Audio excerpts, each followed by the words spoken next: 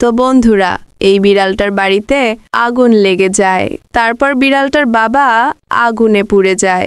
আগুনে পুড়ে যাওয়ার পরে বিড়ালটা নড়াচড়া করতে পারছিল না।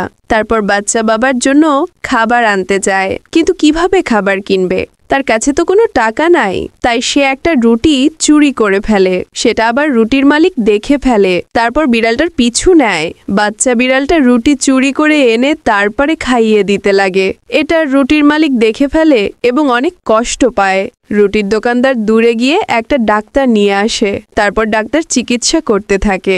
চিকিৎসা করা শেষে রুটির দোকানদার ডাক্তারকে টাকা দিয়ে দেয়। তারপর বাচ্চা বিড়ালটিকে অনেকগুলো রুটি দিয়ে সে চলে যায়। তারপর বাচ্চা বিড়ালটা অনেক পরিশ্রম করতে থাকে।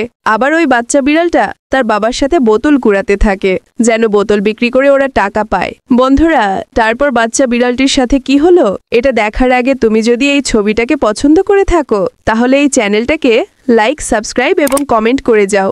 সাথে সাথে ভিডিও আরও বানাতে পারি। তারপর বাচ্চা বিড়ালটাও তার বাবা বাসায় এসে দেখে রুটির দোকানদার ওদের জন্য অনেকগুলো রুটি রেখে গেছে।